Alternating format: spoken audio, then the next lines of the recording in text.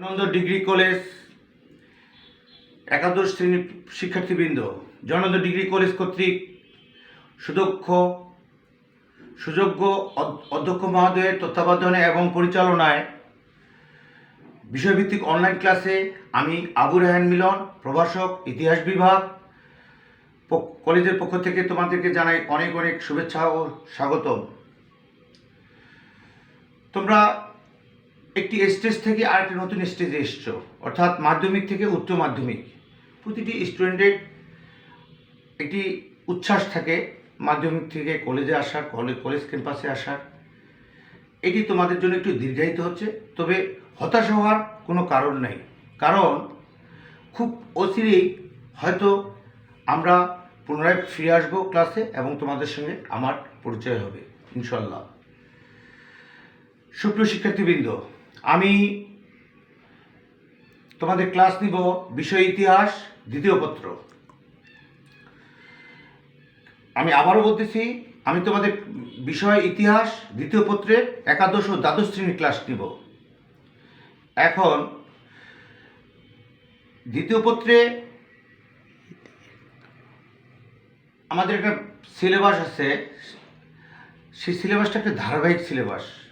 আমি আজকে প্রাধান্য দিতে চাই আমার প্রথম ক্লাসে আমি তোমাদের সিলেবাস বিষয়ে একটু প্রাধান্য দিতে চাই, কারণ সিলেবাসটা যদি তোমরা মাথায় নিতে পারো তাহলে অবশ্যই তোমরা ইতিহাসটা ভালোভাবে জানতে পারবা, কারণ অত্যন্ত ধারাবাহিকভাবে এই সিলেবাসটি আছে। এই জন্য সিলেবাসকে প্রাধান্য দিব। সিলেবাসটাকে ভালোভাবে যদি কন্ট্রোল মাথায় নিতে পারো বা গ্রহণ করতে পারো, তাহলে তোমাদের সালগুলি লেখার ক্ষেত্রে, বিশেষ করে উদ্দীপকের অ্যান্সারগুলি করার ক্ষেত্রে তোমাদের খুব সহজ হবে, কারণ সিলেবাসটা পর্যায়ক্রমে আসছে। আরেকটি বিষয় তোমাদেরকে একটু পরামর্শ দিতে চাই, তারপর আমি ক্লাসের দিকে যাব, সিলেবাস বা ক্লাসের দিকে যাব। সেটি হচ্ছে বই ক্রয়ের ক্ষেত্রে। তোমরা ইতিমধ্যে একাদশ দ্বাদশ শ্রেণীর সিলেবাসটা সম্বন্ধে তোমাদের ধারণা মোটামুটি হয়ে গেছে। তারপরে আমি বলতেছি, তোমাদের মাধ্যমিকে যে সিলেবাস ছিল বোর্ড অনুমোদিত একটি বই আকারে চলে আসতো সিলেবাসটা, কিন্তু আমাদের কলেজে বা উচ্চ মাধ্যমিক একাদশ দ্বাদশ শ্রেণীর যে সিলেবাসটা, সেটি একদম শুধু সিলেবাসটা থাকবে, কোনো বই আলাদাভাবে থাকে না। প্রকাশনীরা বিভিন্ন বই প্রকাশ করে। তোমাদের বই ক্রয়ের ক্ষেত্রে আমার একটা বিশেষ পরামর্শ হচ্ছে, তোমরা চেষ্টা করবা 2-3টি প্রকাশনীর বই দেখে তোমার কাছে যেটি সহজ সরল মনে হবে সেরকম একটি বই কিনবা। তোমাদের সেক্ষেত্রে তোমরা কলেজ লাইব্রেরিতে আমাদের বই আছে, বইয়ের দোকানে যাবা, চেষ্টা করবা বইটি 2-3টে বই প্রকাশনী বই কিনে যেটি সহজ হয় সেটি কিনবা। প্রিয় শিক্ষার্থীবৃন্দ, আজকে আমার যেহেতু প্রথম ক্লাস, আমি সিলেবাসটা সম্বন্ধে বিস্তারিত তোমাদের বলতে চাই। তার আগে ইতিহাস যেহেতু পড়াবো, ইতিহাসের সংজ্ঞাটা একটু বলতেছি। ইতিহাস কি? ইতিহাস হচ্ছে অতীত। ইতিহাস পুরোটাই অতীত ঘটনাবলী হচ্ছে ইতিহাস।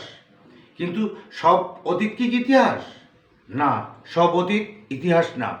ইতিহাস হচ্ছে কোনো দেশ, কোনো জাতি, কোনো গোত্রের সামাজিক, সাংস্কৃতিক, অর্থনৈতিক গুরুত্বপূর্ণ ঘটনাবলী হচ্ছে ইতিহাস।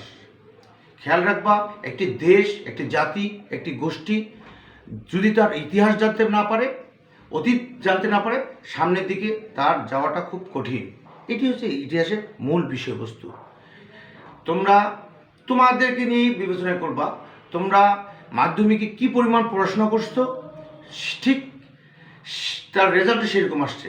উচ্চ মাধ্যমিকে তার চেয়ে যদি 1 ঘন্টা বা 2 ঘন্টা বেশি পড়ো, তোমাদের রেজাল্টটা আরও ভালো হবে।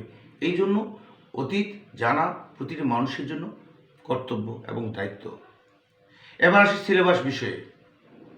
তোমাদের সিলেবাস 9টি অধ্যায়ে বিভক্ত।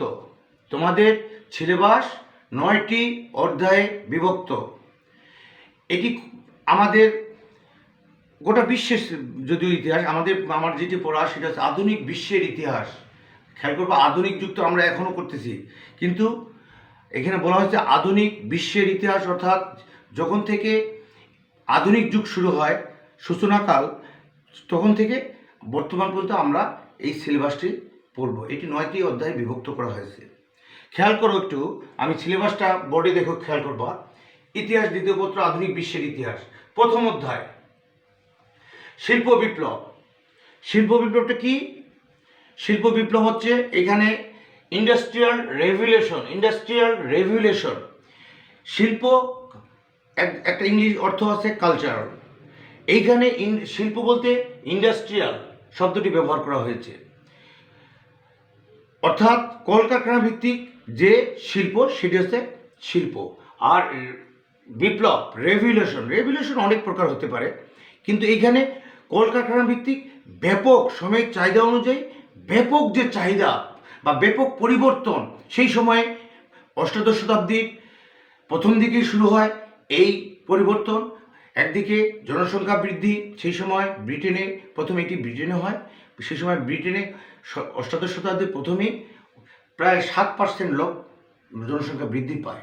ফলে কাজের সন্ধানে মানুষ বিভিন্ন দিকে, একদিকে কুটির শিল্প ভিত্তিক, কৃষিভিত্তিক যে ছিল, এগুলি অতি মহামারী বা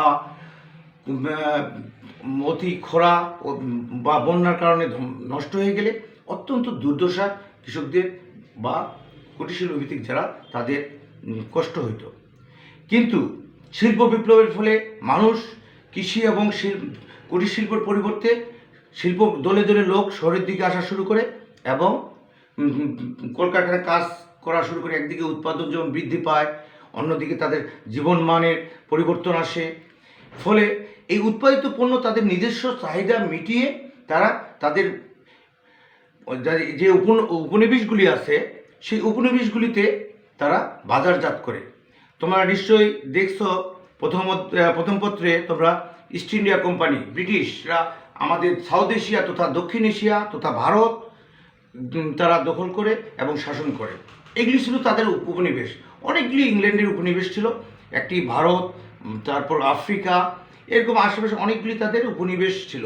এরা শাসন করত, সহজেই কাঁচামালটি এখান থেকে নিয়ে যেতে পারত। আরেকটি শিল্প বিপ্লবের আরেকটি প্রধান কারণ হচ্ছে ইংল্যান্ডে তথা স্কটল্যান্ডে, গ্রেট ব্রিটেনে সেই সময় স্কটল্যান্ডে প্রচুর পরিমাণ কয়লা এবং লোহার খনি পাওয়া যায়, খুব সহজলভ্য ছিল।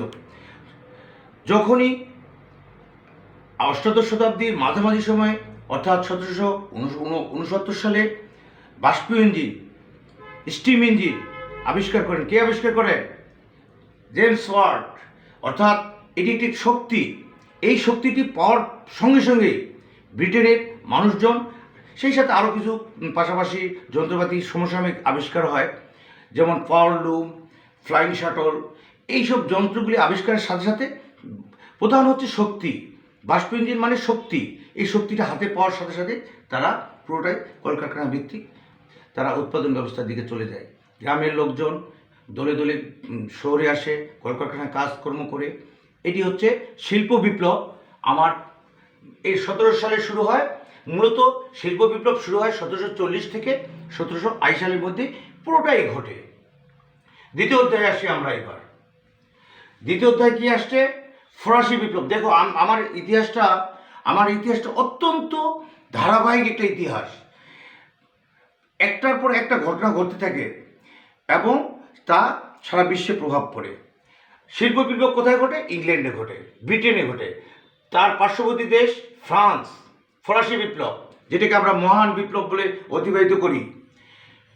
যখন ইংল্যান্ডে ব্যাপক শিল্প বিপ্লব ঘটে যায়, তখন তার পার্শ্ববর্তী দেশ ইংল্যান্ড সেই সময় 3টি শ্রেণীতে বিভক্ত ছিল ইংল্যান্ডের জনগণ। একটি হচ্ছে অভিজাত, একটি যাজক, আর একটি হচ্ছে সেকুলেট, অর্থাৎ তৃতীয় শ্রেণীর অন্তর্ভুক্ত। বেশিরভাগ মানুষ তৃতীয় শ্রেণীর অন্তর্ভুক্ত ছিল। ডাক্তার, ইঞ্জিনিয়ার, কৃষক, মজুর, তারপর কাপড় বোনা, তাঁত বুনে যারা, তারা সবাই তৃতীয় শ্রেণীর অন্তর্ভুক্ত ছিল। তো তাদের একটা পরিবর্তন, সেই মুহূর্তে ইংল্যান্ড যখন বিশাল একটা পরিবর্তন আসে, তাদের মধ্যে একটা পরিবর্তন আসার চেষ্টা চলে এবং একটি তৃতীয় শ্রেণীরা লোকজন একত্রিত হয়ে তিনটি বিষয়ে সামনে রেখে তারা আন্দোলন শুরু করে, যেটা ফরাসি বিপ্লবে 1790 সালে এই বিপ্লবটি ঘটে এবং তিনটি বিষয় গুরুত্বপূর্ণ বিষয় বা তিনটি গুরুত্বপূর্ণ বিষয়ে, সেটা হচ্ছে সাম্য, মৈত্রী ও স্বাধীনতা। অর্থাৎ গণতান্ত্রিক দেশের রূপ। আগে এটি রাজতন্ত্র ছিল, ফ্রান্স ছিল রাজতন্ত্র, এবং রাজতন্ত্র রাজার যে ধরনের রাজার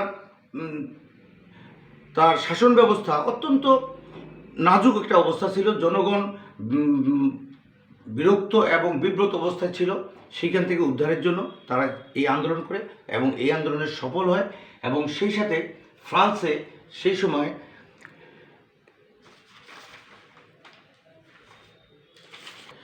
সময় ফ্রান্সে রাজতন্ত্রের পরিবর্তে নতুন একটি সরকার ব্যবস্থা গঠনের আপ্রাণ চেষ্টা চলে এবং এর ভূমিকাটা গুরুত্বপূর্ণ ভূমিকা রাখে দার্শনিকদের অবদান ফরাসি বিপ্লবের গুরুত্বপূর্ণ ভূমিকা রাখে। এবং এই সময় একজন নেতা আমাদের পাই, নেপোলিয়ান বোনাপার্ট। ফরাসি বিপ্লবের মূল নেতা ছিল নেপোলিয়ান বোনাপার্ট। দ্বিতীয় অধ্যায় খেয়াল করবা, ইংল্যান্ডের পার্শ্ববর্তী একটি দেশ ফ্রান্স। এইখানে 1790 সালে এই শিল্প বিপ্লবের প্রভাব আসার কারণে ব্যাপক পরিবর্তন আসে এবং তারা বিশেষ করে ফ্রান্সের দার্শনিকরা বা লেখকরা বিভিন্নভাবে সাধারণ জনগণকে উদ্বুদ্ধ করে এবং এই উদ্বুদ্ধ করার কারণে জনগণ এবং রাজনৈতিক দলগুলি একত্রিত হয়ে নেপোলিয়ান বোনাপার্টের নেতৃত্বে 1789 সালে ফ্রান্স রেভলিউশন হয়। এটি হলো দ্বিতীয় অধ্যায় আমার।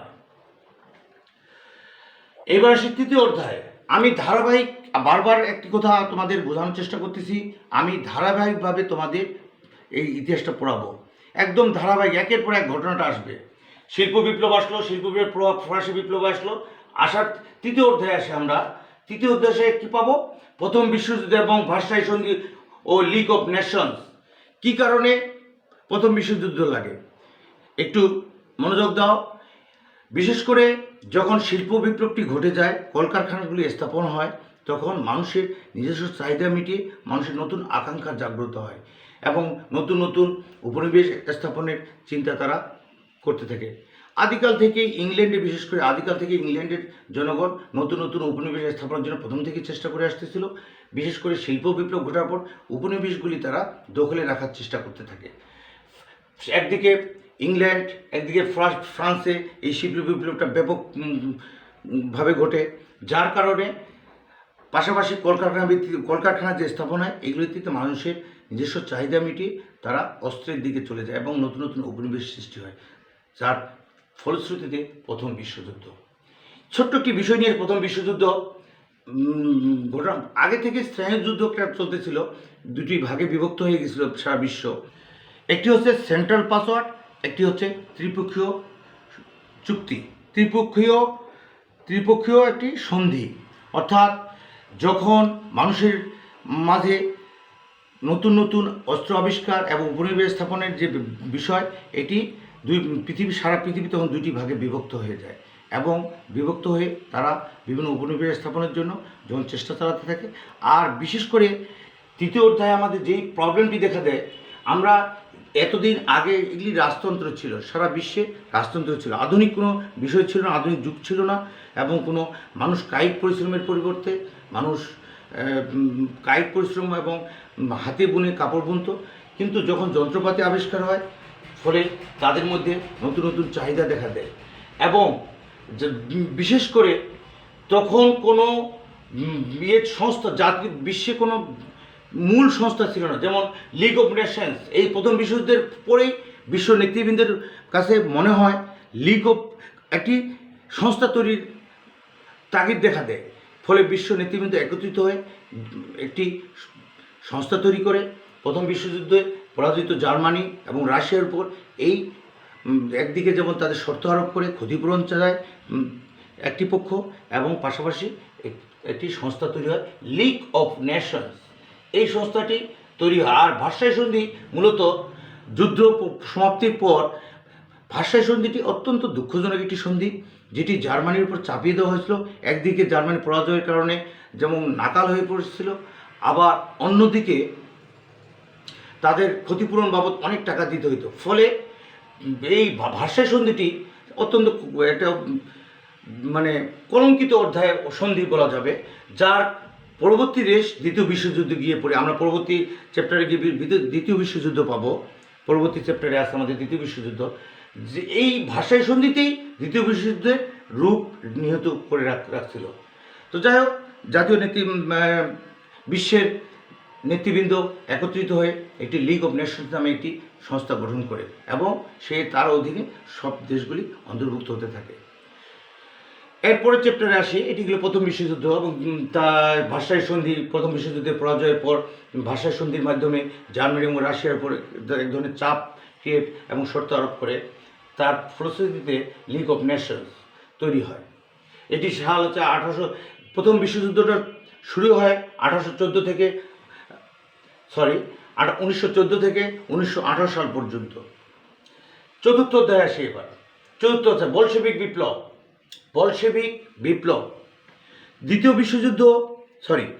প্রথম বিশ্বযুদ্ধ শেষ হওয়ার সাথে সাথে রাশিয়া যেমন একদিকে পরাজিত, অন্যদিকে বিশাল এক যুদ্ধের ক্ষতিপূরণ এবং অর্থনৈতিক মারাত্মকভাবে আঘাত খায়, পাশাপাশি খাদ্য সংকটও দেখা দেয়। এইরূপ অবস্থা থেকে পরিত্রাণ পাওয়ার জন্য রাশিয়ার জনগণ একটি নতুন সরকার ব্যবস্থা চালু করে। কারণ সেই সময় রাজতন্ত্র অর্থাৎ জারতন্ত্রের যে শাসন ব্যবস্থা ছিল অত্যন্ত দুর্বল শাসন ব্যবস্থা ছিল। সেখান থেকে পরিত্রাণ পাওয়ার জন্য বলশেভিক একটি দলের নাম, তার নেতৃত্বে ছিল নেতা লেনিন, যা অত্যন্ত নেতৃত্বের মাধ্যমে এই বলশেভিক বিপ্লবটা সংগঠিত করে এবং জারতন্ত্রের অবসান ঘটিয়ে একটি সমাজতন্ত্র, একটি নতুন একটি চিন্তা চেতনা নিয়ে, অর্থাৎ আগে সমাজতন্ত্রের শব্দটি ব্যবহার ছিল না এবং কোনো দেশেও ছিল না, রাশিয়া সেটি সূত্রপাত করে। এটি বিশেষ করে সেখানকার লেখক এবং দার্শনিকদের মতামতের ভিত্তিতে সমাজতান্ত্রিক একটি দেশে রাশিয়াকে পরিণত করে এবং জনগণ লেনিনের নেতৃত্বে সামনে সুদিনের অপেক্ষা করতে থাকে। এটি হচ্ছে আমার বলশেভিক বিপ্লব। কত সালে হয়? 1917 খ্রিস্টাব্দে। 1917 সালে খেয়াল করবো, আমি শিল্প বিপ্লব শুরু করলাম, পরে পার্শ্ববর্তী দেশ ফরাসি বিপ্লব তার রেশ আসে লাগলো, ফলে কি হলো? একটা প্রথম বিশ্বযুদ্ধ, সেখানে একটা বিশ্বব্যাপী লিগ অফ নেশনস তৈরি হলো। সেটির আঘাত, এই শিল্প বিপ্লবের প্রভাবটা বলশেভিক বিপ্লবে আসে। এর প্রভাবটা পড়ল রাশিয়ার জনগণও অত্যন্ত নতুন যে পরাজয়ের কারণে যে ক্ষতিপূরণ সেটি কাটায় ওঠার জন্য তারাও নতুন দলের নেতৃত্বে, অর্থাৎ নেতা লেনিন এর নেতৃত্বে তারা রাশিয়া নতুন একটি সরকার গঠন করে এবং তাদের নতুন দিনের আশায় অপেক্ষা করতে থাকলো। এটি কিন্তু চতুর্থ অধ্যায়। আমি তোমাদের এখানে একটু কথা বলিনি, আমি একাদশ দ্বাদশ শ্রেণী তোমরা দ্বিতীয় পত্র আমি যে পড়াবো, প্রথম বর্ষে আমি 4টি অধ্যায় পড়াবো। প্রথম অধ্যায়, দ্বিতীয় অধ্যায়, তৃতীয় অধ্যায়, চতুর্থ অধ্যায়। আর দ্বিতীয় বর্ষে গিয়ে আমি আর 5টি অধ্যায় পড়াবো। তারপর আমি সিলেবাসটা সম্বন্ধে তোমাদের আজকেই ধারণাটা দিয়ে দিই। পঞ্চম অধ্যায় কি আছে? হিটলার ও মুসলিনির উত্থান এবং দ্বিতীয় বিশ্বযুদ্ধ, the rise of Hitler and Mussolini and second world war. এটি কি, একদিকে অর্থাৎ রাশিয়ার সমাজতন্ত্র প্রতিষ্ঠা হয়, অন্যদিকে জার্মানিতে যে যুদ্ধের ভয়াবহতা, তাদের পরাজয়ের পর যে ভয়াবহতা, জনগণ অতিষ্ঠ হওয়ার কারণে সেই সময় ক্ষমতায় আসে হিটলার ক্ষমতায় এসে জার্মানির লোকজনকে উগ্র জাতীয়তাবাদে উদ্বুদ্ধ করতে থাকে। অর্থাৎ সে বোঝাতে চেষ্টা করে যে জার্মানি পৃথিবীর শ্রেষ্ঠ জাতি এবং তারা এই পরাজয় তারা মানে না, তারা নতুন করে আবার রণসজ্জায় সজ্জিত হতে থাকে এবং যুদ্ধের জন্য প্রস্তুতি নিতে থাকে। ঠিক আস্তে আস্তে যখন এই একটা অবস্থা দাঁড়ায়, পঞ্চম অধ্যায় হিটলার ও মুসলিম, একদিকে সমাজতন্ত্র, একদিকে হিটলার নতুন উগ্র জাতীয়তাবাদ, আর অন্যদিকে ত্রিপক্ষীয় পক্ষ, যেটা ত্রিপক্ষীয় চুক্তি, যেটা অর্থাৎ ফ্রান্স, ব্রিটেন, রাশিয়া, যুক্তরাষ্ট্র, সার্বিয়া, এরা একটি পক্ষে চলে যায়। আর অপর সেন্ট্রাল পাসওয়ার্ডকে জার্মানি, অস্ট্রিয়া, হাঙ্গেরি, তুরস্ক, বুলগেরিয়া। তো এই দুইটা পক্ষে বিভক্ত হওয়ার কারণে এবং হিটলার এবং মুসলিনি উত্থানের কারণে দ্বিতীয় বিশ্বযুদ্ধের রূপ নেয়। এটি হলো পঞ্চম অধ্যায়। ষষ্ঠ অধ্যায় খেয়াল করবা, ষষ্ঠ অধ্যায় আছে আমাদের জাতীয় সংঘ। যখন দ্বিতীয় বিশ্বযুদ্ধ লাগে কত সালে? দ্বিতীয় বিশ্বযুদ্ধ খেয়াল করবা, দ্বিতীয় বিশ্বযুদ্ধ লাগে 1939 সালে। 1939 সালে দ্বিতীয় বিশ্বযুদ্ধ লাগে এবং এই দ্বিতীয় বিশ্বযুদ্ধ লাগার কারণেই আবার বিশ্ব নেতৃবৃন্দ আবার অনুভব করে লিগ অফ নেশনস যে ঘটনাটি ঘটছিল, যে সংস্থাটি তৈরি হয়েছিল, সেটি পুরোপুরি কার্যকরী করতে পারে না। ফলে আরেকটি নতুন সংস্থা তৈরির তাগিদ দেখা দেয়, বিশেষ করে আরেকটি সংস্থা তৈরির প্রয়োজনীয়তা দেখা দেয়। তখনই বিশেষ করে 1939 সালে দ্বিতীয় বিশ্বযুদ্ধের পরে জাতীয় সংঘ নামে ষষ্ঠ অধ্যায়ে আমাদের যেটি আছে, জাতীয় সংঘ নামে একটি সংস্থা গড়ে ওঠে। অর্থাৎ এই সংস্থাটি সারা বিশ্বের ম্যাক্সিমাম অর্থাৎ বেশিরভাগ দেশেই, আমাদেরও দেশ বাংলাদেশ, এই দেশও জাতিসংঘের অন্তর্ভুক্ত। আমরা সদস্য, সবাই সদস্য অন্তর্ভুক্ত হয় এবং একটি নিয়ম, একটি আইন পাস হয় যে কোনো গুরুত্বপূর্ণ কোনো দেশের কেউ কারো দেশ দখল করতে পারবে না বা উপনিবেশ গঠন করতে পারবে না। এইটি এরকম একটা জাতিসংঘ শক্তিশালী একটি সংস্থা তৈরি হয় এবং যারা নিজ নিজ দেশে উন্নয়নের দিকে অগ্রসর হতে থাকে। এটি ছিল জাতিসংঘের অনেকগুলি কাজ, জাতিসংঘের অনেকগুলি ধারা আছে। আমি এই ক্লাসে যখন যাব তখনই তোমাদের বুঝাইতে পারবো। তারপরে সপ্তম অধ্যায়, আমি আজকে যেহেতু সিলেবাস নিয়েই কথা বলবো, সপ্তম অধ্যায় কি আছে? স্নায়ুযুদ্ধ। দেখো শিল্প বিপ্লব কিভাবে প্রভাব বিস্তার করতেছে একের পর এক। একদিকে শিল্প বিপ্লব ঘটার সঙ্গে সঙ্গে ফ্রান্সে ফরাসি বিপ্লব ঘটলো, ফলে প্রথম বিশ্বযুদ্ধ হইল, ফলে বলশিক রাশিয়ায় একটি নতুন রাজতন্ত্রের পরিবর্তে একটি নতুন সরকার গঠিত হলো, সমাজতন্ত্র। তারপরে চতুর্থ অধ্যায় বলশেভিক বিপ্লব, রাশিয়া গেল। পঞ্চম অধ্যায় হিটলার মুসলিনের যে উগ্রতা সেটি সামনে চলে আসে এবং দ্বিতীয় বিশ্বযুদ্ধ শুরু হয়। তারপরে এই দ্বিতীয় বিশ্বযুদ্ধের কারণে জাতীয় সংঘ নামক একটি সংস্থা তৈরি হয়, যা আজও শক্তিশালী হিসেবে বিদ্যমান। ষষ্ঠ অধ্যায় আসে জাতীয় সংঘ। সপ্তম অধ্যায় আসে পাচ্ছি আমরা কি, যখন জাতীয় সংঘ শক্তিশালী হয় তখন দেশের বিশেষ করে রাশিয়া একটি অনেক বড় দেশ, এখন ভেঙে নতুন অনেকগুলি দেশে 11টি প্রদেশে পরিণত হয়। তখন রাশিয়ার পুরো নাম ছিল USSR, একটি ইউনাইটেড স্টেট কিংডম। আর অনেক বড় অনেকগুলি প্রদেশ নিয়ে একটি দেশ ছিল, ফলে তাদের শক্তিটা অনেক বেশি ছিল। অন্যদিকে আমেরিকার নেতৃত্বে তারাও এক ধরনের যুদ্ধের দামাদল অর্থাৎ যুদ্ধের দিকে অগ্রসর হচ্ছিল সারা পৃথিবীর নেতৃত্ব নেওয়ার জন্য। এটি ছিল আমার স্নায়ুযুদ্ধ, কোল্ড ওয়ার। এই স্নায়ুযুদ্ধটা 1990 সাল পর্যন্ত 91 সাল পর্যন্ত টিকে ছিল। তারপরে সপ্তম অধ্যায় গেল। অষ্টম অধ্যায় স্নায়ুযুদ্ধ পরবর্তী বিশ্ব, অর্থাৎ 1991 সালের পর স্নায়ুযুদ্ধ তো শেষ হয়ে গেল। 1991 সালে আসে, বিভিন্ন নেতৃবৃন্দের একত্রিত হয়ে সেই স্নায়ুযুদ্ধটাকে অবসান ঘটে। তারপরে পৃথিবী আবার নতুন সাজে সাজ্জিত হয়। অর্থাৎ স্নায়ুযুদ্ধের পর বিভিন্ন দেশের এক একজন এক একভাবে শাসন কার্য, বিশেষ করে সমাজতান্ত্রিক আর গণতান্ত্রিকের মধ্যে এক ধরনের স্নায়ুযুদ্ধ চলতে থাকে। তো পরবর্তীতে সারা বিশ্বের দেশগুলি উন্নয়নের দিকে যেমন যায়, আবার পাশাপাশি নিজেরাও শক্তিশালী হয়ে ওঠে। এটি হচ্ছে অষ্টম অধ্যায়ে স্নায়ুযুদ্ধ পরবর্তী বিশ্ব। আচ্ছা, এইবার আসি নবম অধ্যায়। নবম অধ্যায় হচ্ছে, এই অধ্যায়টি অত্যন্ত গুরুত্বপূর্ণ। এটি আফ্রিকায় ঘটে। সেই সময় আফ্রিকার উপনিবেশ ছিল, ইংল্যান্ডের উপনিবেশ আফ্রিকায় ছিল। অর্থাৎ ভারত যেমন সাউথ এশিয়া যেমন ইংল্যান্ডের উপনিবেশ ছিল, আফ্রিকাও সেই সময় ইংল্যান্ডেরই উপনিবেশ ছিল। তো বর্ণবাদ ছিল সেই সময় বড় একটি সমস্যা। বর্ণবাদ মানে চামড়া, সাদা চামড়া এবং কালো চামড়ার মানুষদের মধ্যে যে পার্থক্য, এটিকে বর্ণবাদ হিসেবে দেখানো হচ্ছে। আফ্রিকায় যেহেতু কালো মানুষ ছিল, কিন্তু উপনিবেশ ছিল কার? ইংল্যান্ডের। ফলে তারা 3 ভাগের মধ্যে 2 ভাগে তারা বসবাস, অল্প কিছু লোক চলাফেরা করতে বসবাস করতে পারবে, আর কালোরা 1 ভাগ অংশে বসবাস করতে পারবে। আবার কায়িক পরিশ্রম সেটি কালোরা শুধু করবে। এটি ছিল অত্যন্ত দুঃখজনক এবং সেই সময়কার একটা বড় ধরনের একটা কালো মানুষদের জন্য, বিশেষ করে আমরা ভারত সাউথ এশিয়া যারা আছি, আমাদের আফ্রিকা যারা আছে তাদের, এদের জন্য একটি বড় ধরনের সমস্যা হয়ে দাঁড়ায়।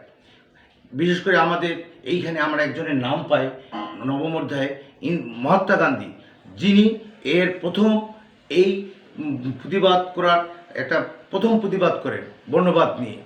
তাই একটি ঘটনা আছে, ঘটনার পরিপ্রেক্ষিতে অহিংস আন্দোলনে সমস্ত কালো মানুষদের, অর্থাৎ ভারতবর্ষের যে মানুষরা আফ্রিকায় সে সময় কাজ করত, ভারতের জনগণ পাশাপাশি আফ্রিকার জনগণ, কালো জনগণকে নিয়ে সেই সময় একটি অহিংস, অর্থাৎ হিংসাত্মক কোনো আন্দোলন না, অহিংস একটি আন্দোলনের ডাক দেন এবং কালোরা সবাই সেই আন্দোলনে কাজ বন্ধ করে আন্দোলনের শুরু হয়। এই বর্ণবাদ এইখান থেকে শুরু। এটি হচ্ছে আমার নবম অধ্যায়। প্রিয় শিক্ষার্থীবৃন্দ, আমি সিলেবাস সম্বন্ধে তোমাদের মোটামুটি একটি ধারণা দিলাম, বই কেনার সম্পর্কেও আমি ধারণা দিলাম। তো আমার ক্লাস আমি তোমাদের 4টি অধ্যায়, একাদশ শ্রেণীর 4টি অধ্যায় ক্লাস দিব এবং এই 4টি অধ্যায় প্রথম অধ্যায় হচ্ছে শিল্প বিপ্লব। আমি এটি আগামী ক্লাসে শুরু করব। তারপরে একটু শিল্প বিপ্লব সংজ্ঞাটা আমি দিয়ে শুরু করব। আজকে একটু জানিয়ে দিই, শিল্প বিপ্লব হচ্ছে কলকারখানা ভিত্তিক উৎপাদন ব্যবস্থার ব্যাপক পরিবর্তনই হচ্ছে শিল্প বিপ্লব। এটি মনে রাখবা, আমি আগামী ক্লাসে করব। দ্বিতীয় ক্লাসে আমি তোমাদের শিল্প বিপ্লবের সঙ্গে পড়ানো শুরু করব। এখান থেকে আজকে শেষ করলাম। সবাই তোমরা ভালো থাকবা, নিরাপদ দূরত্ব বজায় রেখে থাকবা, বাসার বাইরে গেলে মাস্ক ব্যবহার করবা। অচিরেই আমরা ক্লাসে ফিরে আসবো, এটি আশাবাদ ব্যক্ত করে আজকের আমি ক্লাস শেষ করলাম। আল্লাহ হাফেজ।